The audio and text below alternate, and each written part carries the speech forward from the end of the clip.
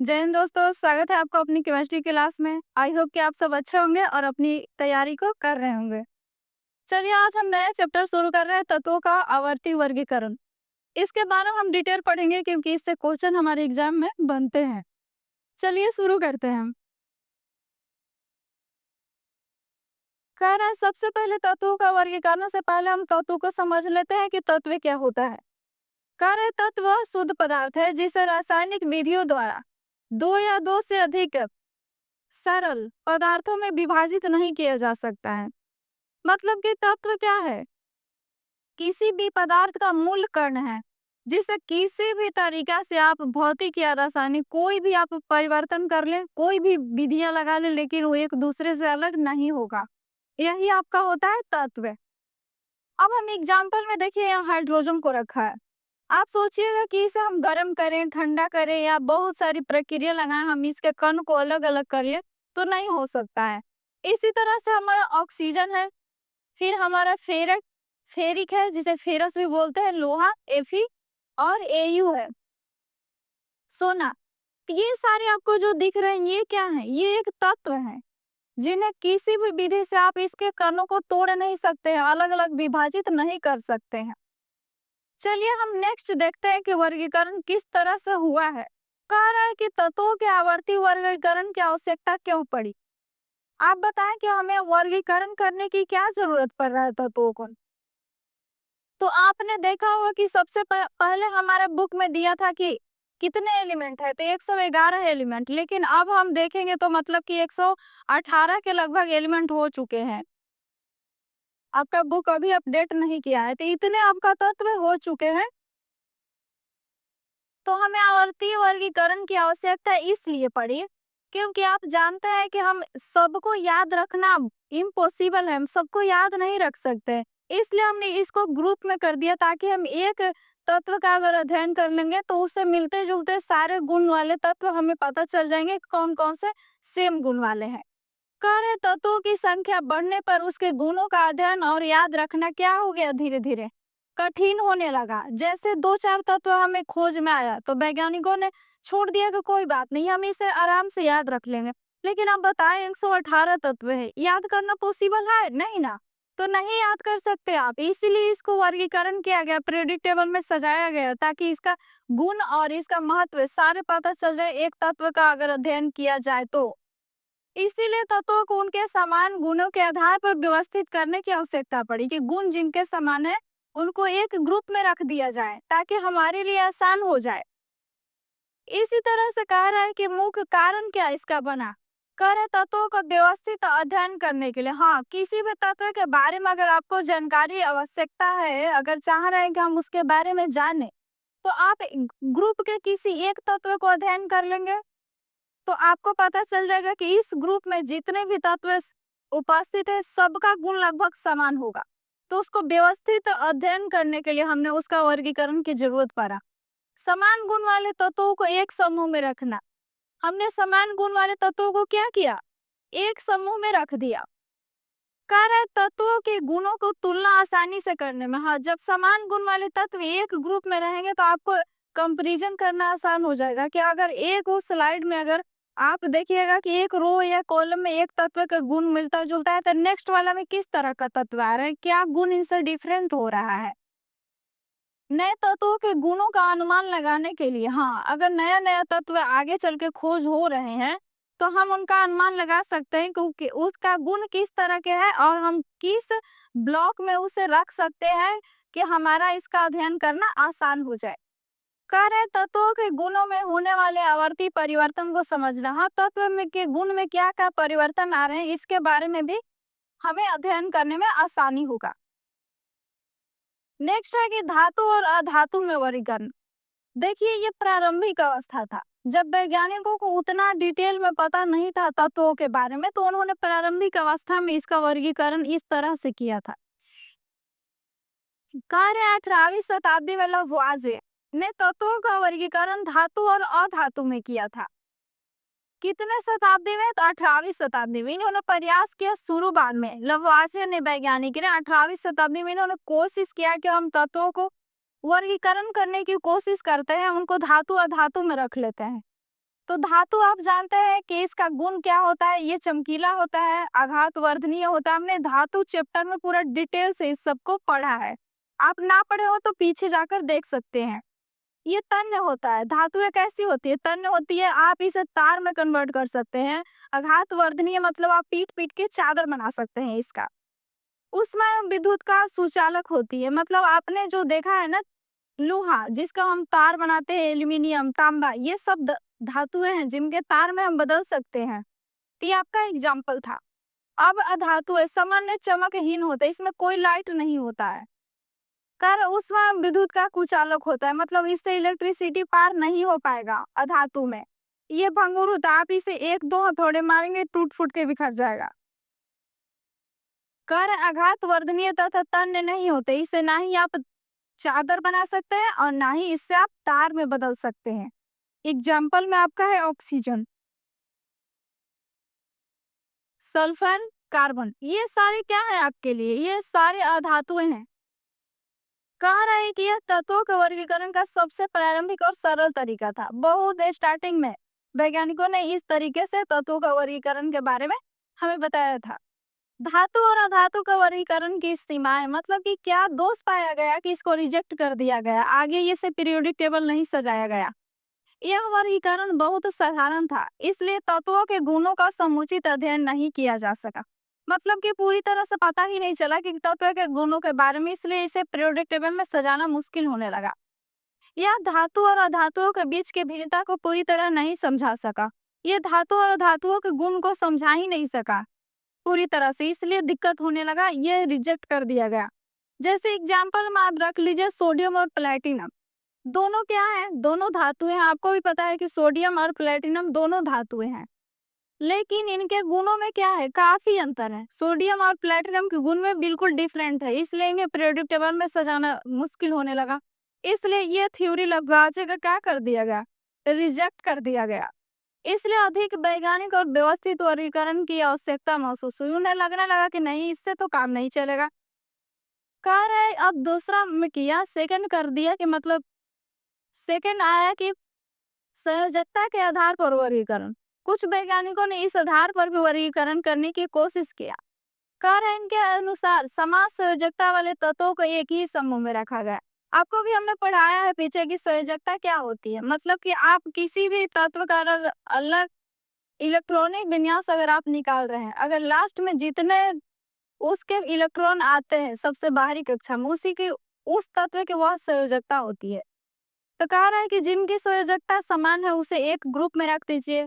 तत्वों को उनकी संयोजकता के आधार पर अलग अलग वर्गों में विभाजित किया गया है। इसके अकॉर्डिंग देखिए, एक संयोजकता वाले को अलग, डबल वाला को डबल, ट्रिपल वाला को अलग अलग तरह से व्यवस्थित किया गया संयोजकता के आधार पर। इस प्रकार के वर्गीकरण में तत्वों को उनके संयोजकता के आधार पर समूहित किया गया, संयोजकता के आधार पर ही उसको सजा दिया गया। अब कहा रहे संयोजकता के आधार पर सीमाएं, मतलब कि इसमें भी दोष पाया गया, पूरी तरह से आप तत्व का अध्ययन नहीं कर सके। इससे भी कह रहे हैं कि बहुत से तत्वों की संयोजकता परिवर्तनशील है। मान लीजिए कि एक ही धातु है, उसके सबके परिवर्तनशील है, बदलते रह रहा है उनकी संयोजकता, तो आप इसके कैसे एक ग्रुप में रख सकते हैं, कैसे आप एक ही समूह में उसको सजा सकते हैं। कह रहे हैं कुछ तत्व एक से अधिक संयोजकता प्रदर्शित करते हैं, अर्थात उनकी संयोजकता क्या होती है, निश्चित नहीं होती है, तो फिर आपसे को दिक्कत होने लगेगा इसमें। देखिए यहाँ कॉपर है, इनकी संयोजकता इसकी एक होता है, कभी एक इलेक्ट्रॉन त्याग करेगा तो कभी दो भी कर लेता है, तो इससे दिक्कत होने लगा। संयोजकता यहाँ फिर के इसका भी दो तीन होता है, इस तरह एसएन का भी संयोजकता अलग अलग होता है, इसलिए मुश्किल होने लगा। इस तत्वों के समूह में रखना कठिन हो गया। इस तत्वों का वर्गीकरण की संयोजकता के आधार पर निश्चित रूप नहीं किया जा सका, इसलिए इसको क्या कर दिया गया, इसे भी वैज्ञानिकों को रिजेक्ट करना पड़ा। कह रहा है कि इसका और एग्जाम्पल देख लीजिए, संयोजकता एक है, एग्जाम्पल में अपनी इन दोनों को रख लीजिए।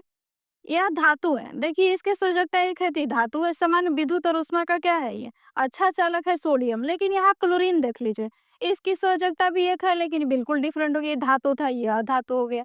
दिक्कतें देख रहे हैं कितना आ रहा है। सामान्य विद्युत और उष्मा की कुचालक होती है, भाई दिक्कत होने लगा कि ये उष्मा का सुचालक है, ये कुचालक हो गया।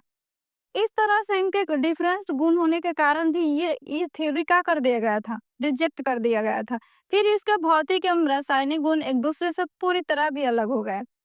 सर्वजकता के आधार पर किया गया वर्गीकरण तत्वों के गुणों को सही रूप में नहीं समझा सका, इसलिए बेचारे को इनको भी रिजेक्ट करना पड़ा। इसलिए यह भी थ्योरी सफल नहीं रहा। नेक्स्ट आप देखिए डोबनेलर का त्रिक। ये मतलब पूछता है डोबनेरियर त्रिक सिद्धांत। कह रहा है कि 19वीं शताब्दी के आरंभ में जॉन डेवनेनर ने तत्वों को तीन तीन के समूह में देखिए एक त्रिक नियम बनाया था। उन्होंने वर्गीकरण किया। त्रिक के तत्वों के गुण आपस में कैसे होते हैं, समान होते थे। उन्होंने कहा कि जो इस समूह में आएंगे तत्व वो क्या होंगे, समान होंगे। लेकिन यहाँ पर ही देखिए कह रहा है यदि त्रिक के तत्वों के परमाणु द्रव्यमान के बढ़ते क्रम में रखा जाए, किस बेस पर रख रहा है, तो ये देखिए यहाँ पर याद रखिएगा कि ये परमाणु द्रव्यमान के बढ़ते क्रम में रखा जाए तो कह रहा है कि मध्य तत्व का परमाणु द्रव्यमान, जो बीच वाला तत्व का परमाणु द्रव्यमान होगा, पहले और तीसरे तत्व के परमाणु द्रव्यमान के औसत के बराबर होगा। मतलब आप एवरेज निकालेंगे तो सेम आएगा। यहाँ देखिए आप लिथियम और यहाँ देखिए पोटेशियम, अगर इन दोनों को आप निकालते हैं औसत एवरेज, मतलब 19 को जोड़ के 2 से डिवाइड करेंगे तो आपका 11, मतलब बीच वाला तत्व का, ये बीच वाला तत्व का औसत के बराबर आएगा। इन्होंने यही बताया था अपने नियम में। इसका एग्जाम्पल में देख लीजिए, यहाँ है लिथियम और फिर है आपके पास पोटेशियम। इन दोनों का आपने ऐड किया, देखिए ऐड करिए इसको। तो ऐड जैसे ही आप करेंगे कि 7 और यहाँ 39 को, तो 7 39 अगर ऐड करिए यहाँ पर देखिए 23 आया।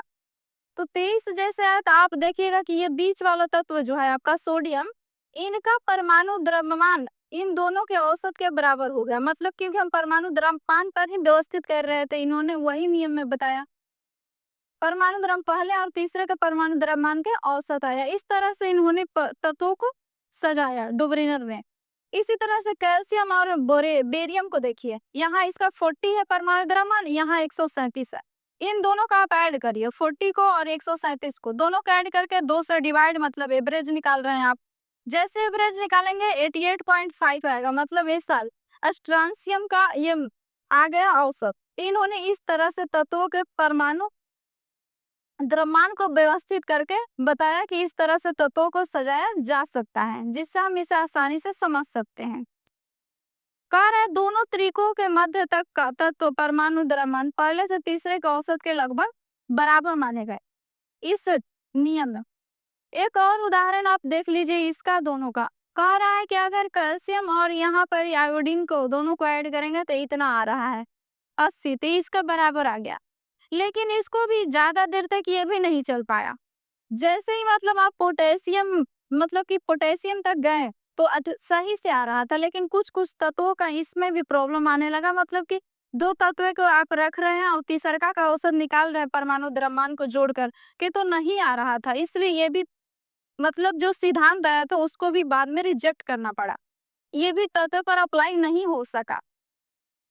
इसकी कुछ विशेषताएं आप देख लीजिए, यहाँ क्या दिया हुआ है।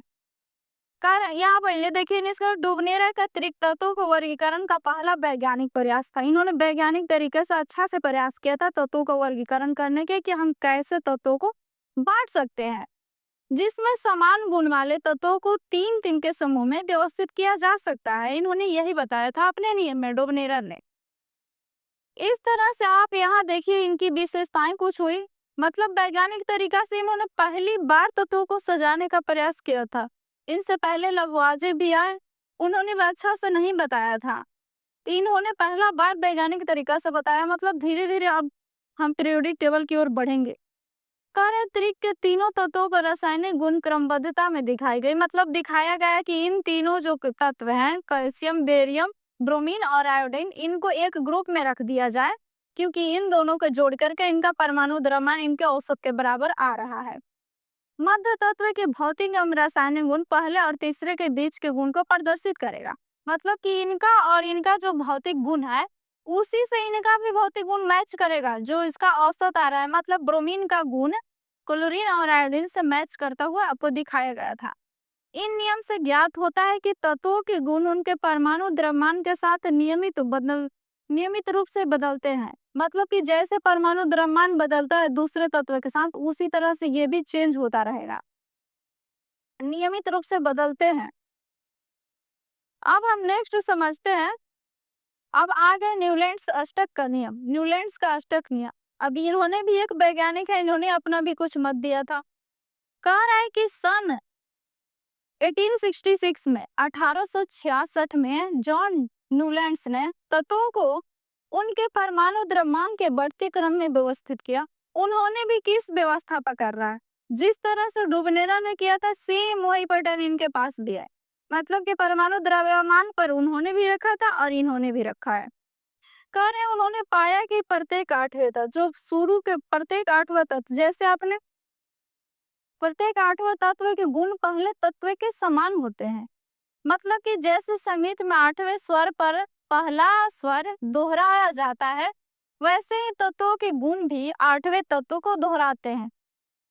इसे अष्टक नियम कहते हैं। इसी को अष्टक नियम कहा। आपने भी याद रखा होगा, मतलब जो हमारी स्वर ध्वनियां है जो हमने संगीत में यूज करते हैं, सा रे गा मा पा धा नी सा, तो सा से हमने शुरू किया और सा पर खत्म कर दिया।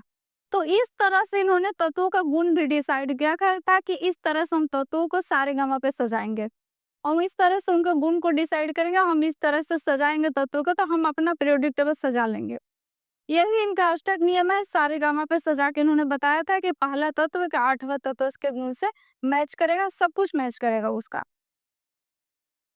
नेक्स्ट है हमारा न्यूलैंड्स के अष्टक का उदाहरण एग्जाम्पल देख लीजिए आप यहाँ पर। न्यूलैंड्स ने तत्वों को उनके परमाणु द्रव्यमान से बढ़ते क्रम में रखा। इन्होंने परमाणु द्रव्यमान पे रखा था और पाया कि प्रत्येक आठवें तत्व के गुण पहले तत्व के समान है। देखिए यहाँ पर जो आपके पास तत्व दिखाई दे रहे हैं, lithium, barium, boron, carbon, nitrogen, oxygen, fluorine और सोडियम। देखिए यहाँ जो आपके तत्व है ना, ये लिथियम, लिथियम का परमाणु द्रव्यमान कितना होता है? 7 होता है। यहाँ देखिए यहाँ पर ये सोडियम है, सोडियम का परमाणु द्रव्यमान 23 होता है। तो इन दोनों का द्रव्यमान जो है ना, इसका जो गुण होगा लिथियम का, उसका गुण सोडियम के गुण के समान ही होगा, एक जैसा इनका गुण पाया जाएगा। गुणों की पुनरावृत्ति। इसी तरह से कई तत्वों को सजा के इन्होंने बताया था कि पहला तत्व का गुण आठवें तत्व के गुण से समान होगा। इसी प्रकार आगे भी दिया था कि यहाँ पर देखिए मैग्नीशियम है, कैल्शियम, स्ट्रांसियम, बेरियम, और इनके भी मतलब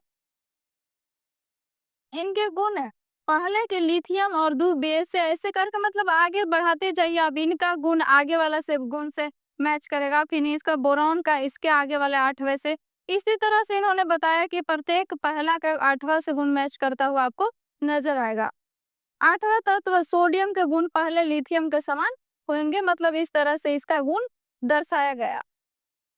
इसी तरह से आप बता सकते हैं कि देखिए यहाँ पर यह पैटर्न हर आठवें तत्व पर दोहराया जाता है, इसलिए इसे अष्टक नियम, मतलब ये आठवें तत्व पर दोहराया गया था, इसलिए हमने इसका नाम अष्टक नियम रखा था। देखिए इसी के वजह से कि पहला का गुण आठवें के गुण से मैच कर रहा है। नेक्स्ट है हमारा न्यूलैंड्स का अष्टक नियम का महत्व एवं सीमाएं। क्या इसका महत्व था और क्या इसमें दोष पाया गया, क्या बुराइयां इसके अंदर थी? तो आप यहाँ देखिए न्यूलैंड्स के अष्टक नियम के तत्वों का वर्गीकरण एक प्रारंभिक सफल प्रयास था। इन्होंने जो तत्व का वर्गीकरण किया ना, मतलब सफलता की ओर बढ़ रहे हैं। अब लग रहा है कि मतलब पीरियोडिक टेबल में तत्वों को आसानी से सजाया जा सकता है और हम उसे आसानी से अध्ययन कर सकते हैं। कौन है जिसके आगे चलकर आधुनिक आवर्त नियम के मार्ग प्रशस्त हुए। जो आधुनिक आवर्त सारणी है ना आपका, जो हम अभी मॉडर्न में यूज कर रहे हैं, मोस्ले जो दिया है, उस उनका बहुत सारा काम इन्होंने आसान कर दिया था इस नियम से। इन्होंने जो बताया था, इनके देखिए उपलब्धि क्या क्या थी। पहली बार तत्वों को उन्होंने परमाणु द्रव्यमान के आधार पर एक क्रम में व्यवस्थित किया, मतलब इन्होंने क्रम बताया कि इस तरह से आप रख सकते हैं। प्रत्येक आठवें तत्व के गुण समान होने के बताई, जो एक महत्वपूर्ण खोज थी। हाँ, इन्होंने एक नया खोज किया कि पहला तत्व जो है आठवां के समान होगा गुण के, उसी तरह से आगे भी चलता चला जाएगा। इस नियम के तत्वों के वर्गीकरण में क्षेत्र में आगे के कार्य को आधार प्रदान किया। मतलब आगे वैज्ञानिकों का काम क्या कर दिया, धीरे धीरे आसान होता जा रहा है। तत्वों के गुणों में आवर्तता की धारणा को प्रस्तुत किया। मतलब एक सीक्वेंस देने लगे कि किस तरह से सीक्वेंस में इसको रखा जाए। अब देखिए इसमें कुछ खामियां पाई गई, कुछ दोष पाए गए, जिसके कारण इसको रिजेक्ट करना पड़ा। यह नियम केवल हल्के तत्वों पर ही बैठता था। मतलब सारे तत्वों पर लागू ही नहीं हो रहा है, सिर्फ जो हल्के तत्व है उसी पर लागू हो रहा है। मतलब कैल्शियम तक ही काम कर रहा है, इसके आगे काम ही नहीं कर रहा है। कुछ तत्वों के गुण आठवें तत्वों से मेल नहीं खा रहे हैं। देखिए यहाँ पर एक कोबाल्ट, निकेल, टीन, ये सब आयरन, ये सारे हैं जो इनके तत्व के गुण ही मैच नहीं कर रहे हैं पहले का आठवें से।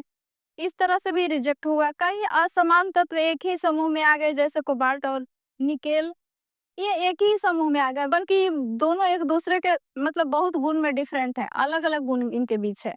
यह नियम खाली स्थान की व्याख्या नहीं कर सका। मतलब खाली कोई जगह ही नहीं दिया कि दूसरा तत्व इनके गुण के मैच करते हुए अगर खोज किया जाए आगे आने वाले दिन में, तो उनको रखा कहाँ जाएगा, इन्होंने ये भी नहीं बताया।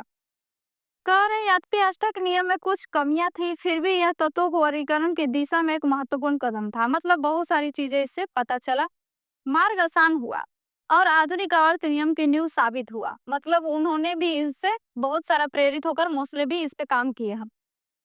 Thank you so much watching this video. I hope कि वीडियो पसंद आया होगा, तो लाइक शेयर एंड चैनल को सब्सक्राइब करना ना भूलें।